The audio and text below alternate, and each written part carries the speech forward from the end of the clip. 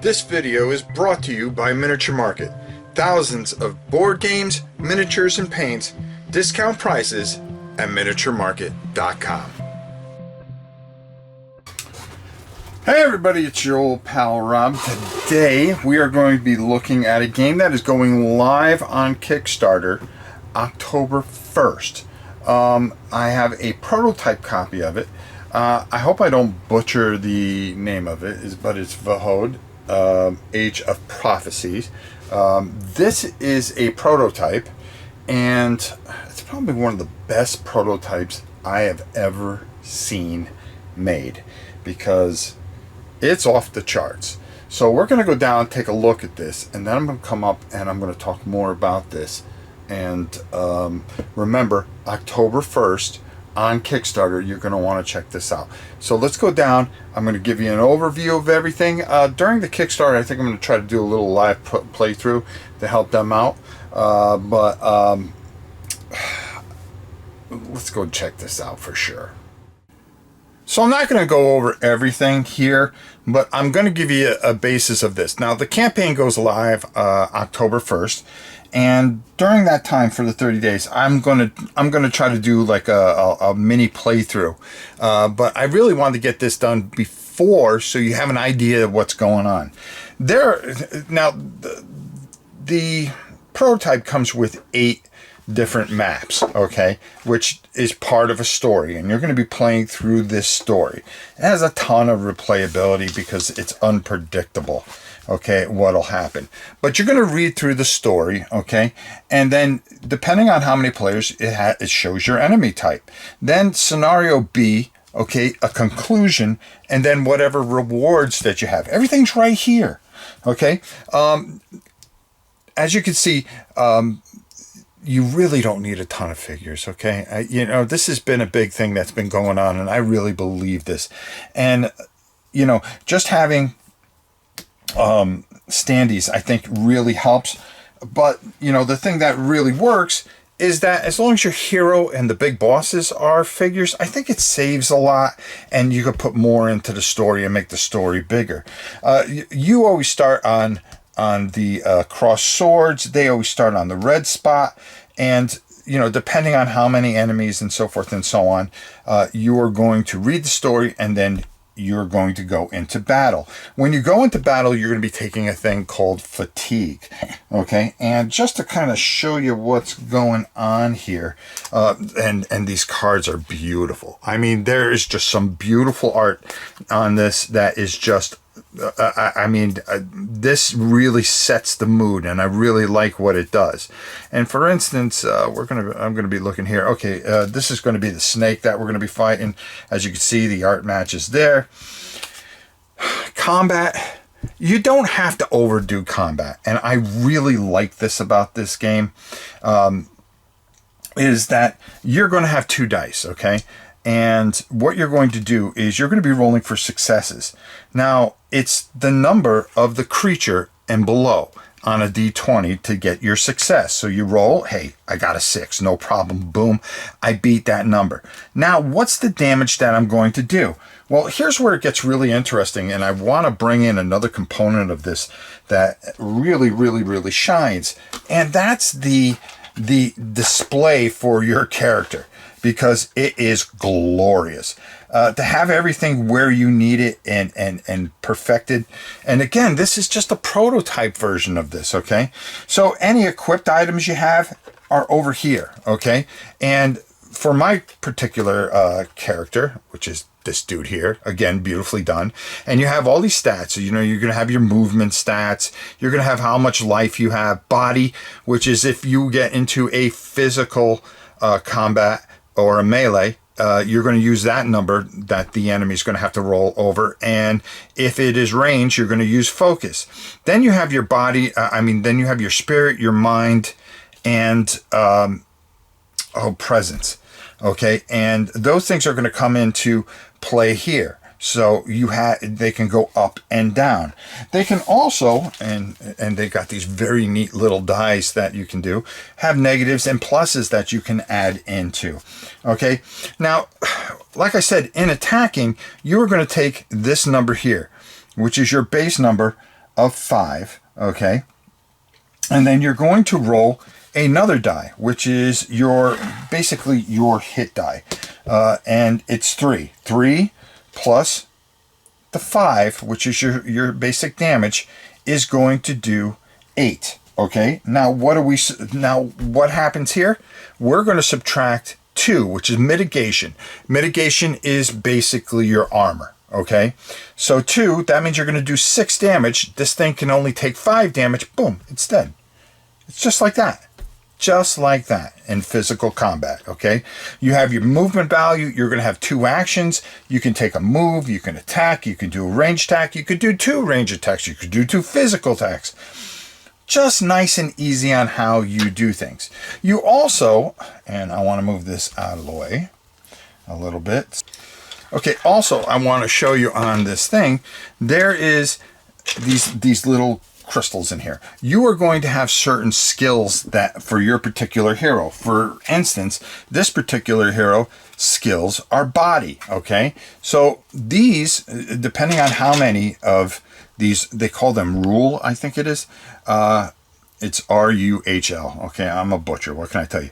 It's going to cost you a certain amount of rule to do this, okay? To do one of these things, like a feral charge, a frenzy blood, or blade of the warlord, okay? And what's nice is they sit right there, along with your character right there. And, you know, you're going to be moving things up and down and so forth and so on. But as you use these abilities, you're going to put them into the spent area. All right? It keeps everything nice and neat. Then when you rest, you'll be able to get these back. Okay? Speaking of rest, after you have cleared a certain area, okay, and say you're playing more than one people and you have a group, okay, before you go on to the next part of the adventure, you can rest, okay, because fatigue is a big thing here.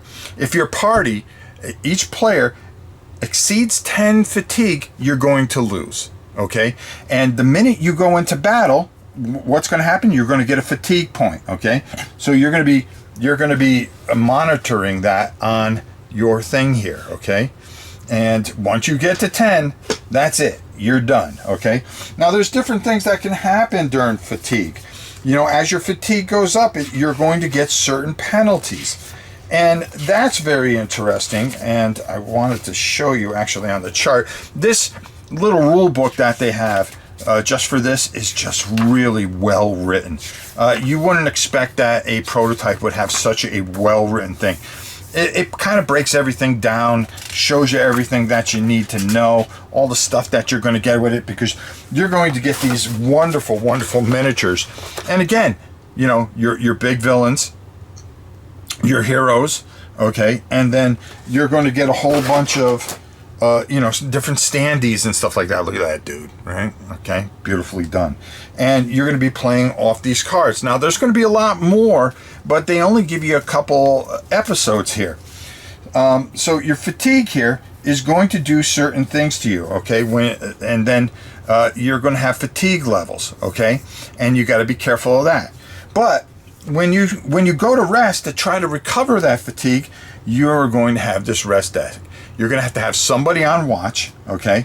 And then you're going to turn over one of these cards. Oh, no, we've been ambushed. Well, so much for resting, okay? Then there's going to be other things, a restful sleep, which is going to give you 2 of the rule back, okay? So you got to be very careful. You just don't get them all back. You're going to be -2 fatigue. And then if you took any damage, you're going to be able to heal a little bit. Really neat little mechanisms. So those little camps that you're going to do in between are going to help you a lot, and you're going to be able to trade certain things that you may have gotten and stuff like that. Not overcomplicating things, but really concentrating on the story here. Then, you know, once you decide to go on, boom, you turn over, and as you can see, this is part 2. And then you are going to go through the same process. And there's going to be a ton of different maps. There's going to be underworlds and all these other things that are going to be involved in this. Like I said, I didn't cover everything there was. You're going to find treasured items. You're going to have basic items, which are going to help you.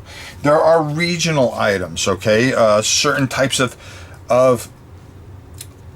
plants that are going to do things that you can use to cure certain things, you know, poisons and stuff like that. God knows you're gonna run into all kinds of stuff like that.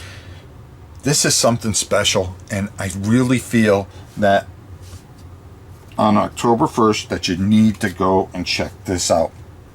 The quality already is through the roof, and if this gets funded, which I really feel that it will, you are really going to see them really turn on the jets and really make something special here. You get different skills depending on your characters, mind skills, focus skills, like I showed you, body and spirit, which are part of the overall things that you have. And then you have a little background on the back, and then some things that you can do, which is racial abilities, racial traits, and stuff like that can help you decide what kind of character that you want to play.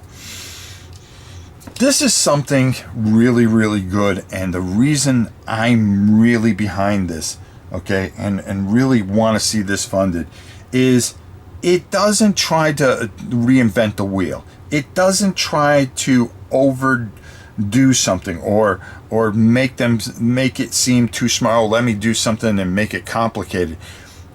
Nice, easy combat system. Let the story take control. Let the story develop without concentrating on too many rules that are going to give you a headache. A lot of you know that as you play some of these games that you run into a thing where the rules are too heavy and it takes away from the story. This gets it all right, and this is what I'm telling you and why you want to make sure that you fund this.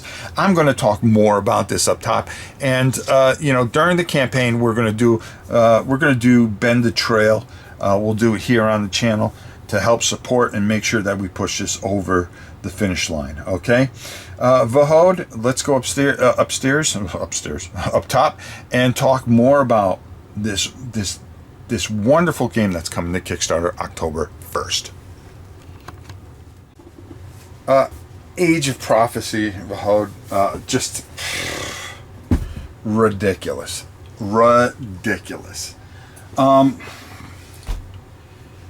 Boy, I can't wait to get the full copy of this. This is just something really, really, really special. And like I said, the miniatures are ridiculous for a prototype. I mean, really?